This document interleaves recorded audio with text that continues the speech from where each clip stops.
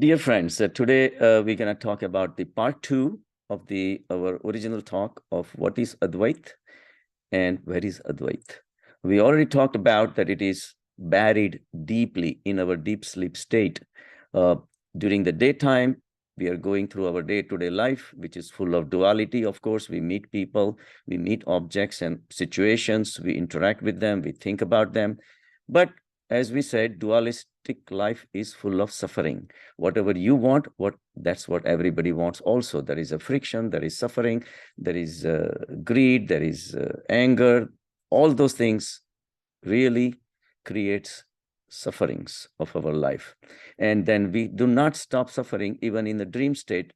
We have sometimes good dreams, but a lot of times bad dreams, and we still keep thinking about the same objects, people, and situation until in a deep sleep state, all these things disappear. And that's the state of the deep sleep state that gives us the rejuvenation, freshness when we wake up in the morning. But the unfortunate part is that we are not awake at that time to experience that state. So how do we experience that state? And we know that Advait state exists without being in the sleep. And the answer is meditation. Meditation is staying above the thoughts. And there are techniques which we will talk about, that you can rise above the thoughts versus in the sleep, you are buried deeply under the thoughts because you are in a deep sleep state.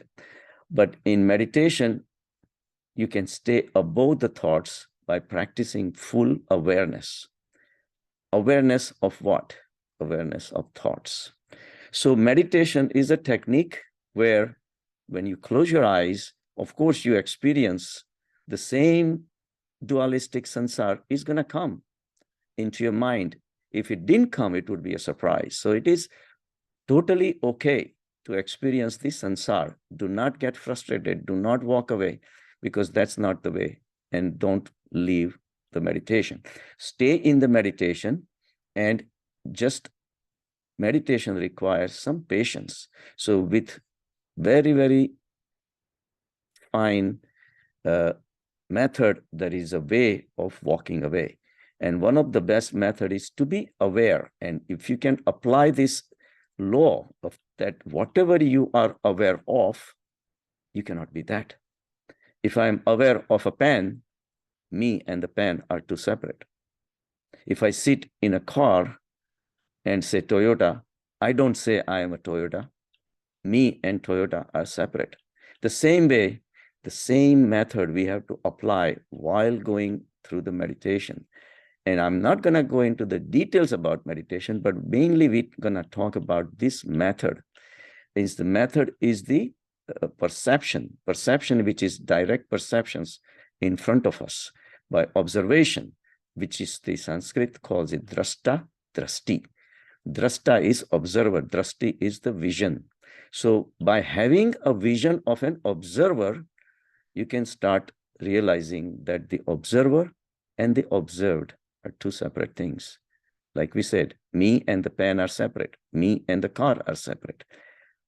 But the same token, if you look at your body, your arms, your legs, your fingers, your toes are all visible to you right in front of you.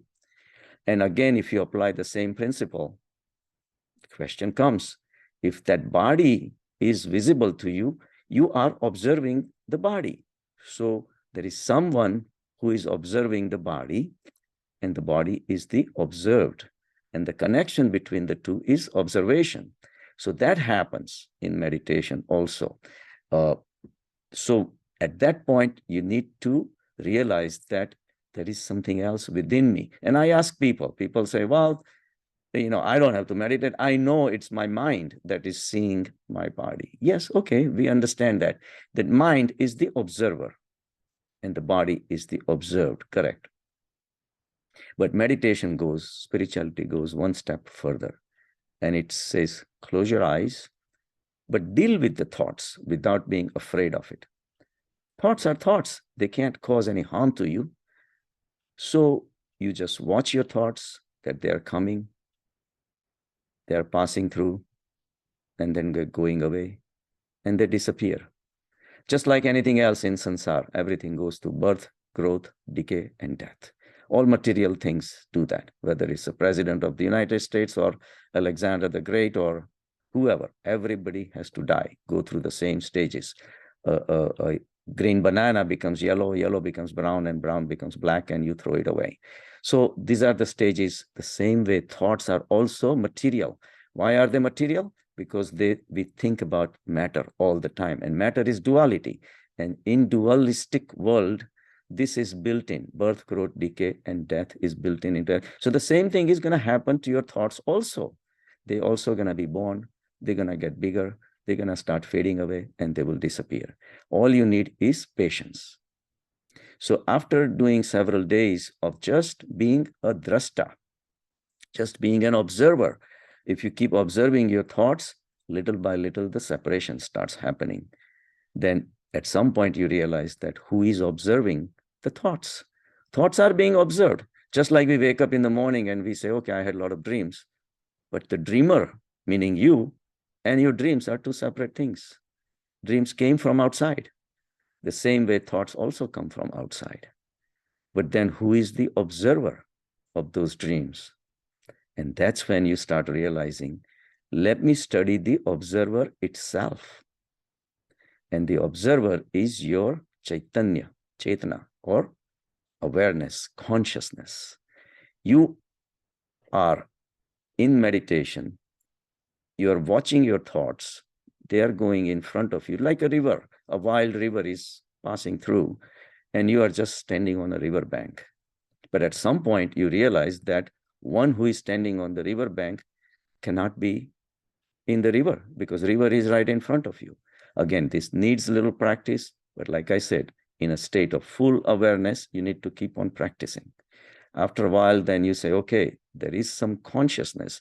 Inside, it's all dark, pitch dark. But it's also this darkness has awareness. And where is that awareness coming from? We don't know. Awareness is a function of the consciousness. Consciousness is your soul. Soul is a part of this infinite, omnipotent, omnipresent consciousness, which is generic, which is Advait itself.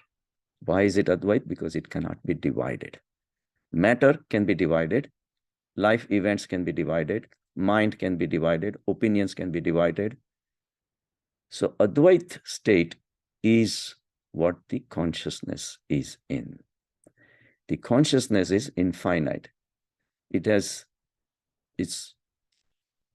multidimensional. It just spreads all over. And it has no limits because it's infinite.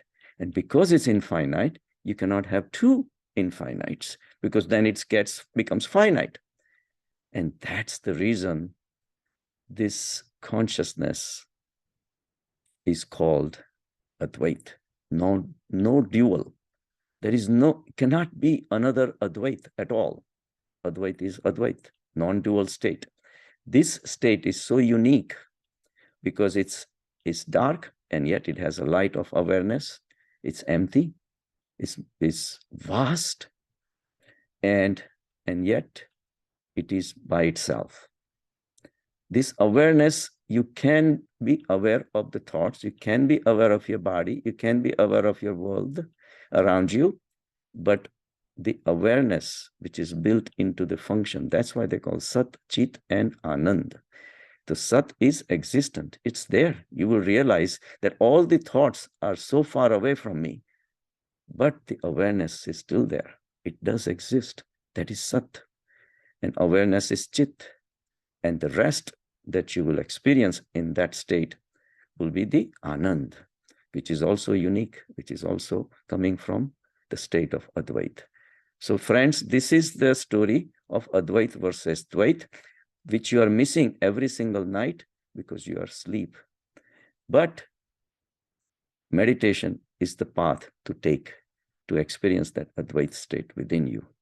And then you realize that how much life of suffering your mind is living and how much peace, tranquility, and contentment is possible in this Advait state. But you have to meditate.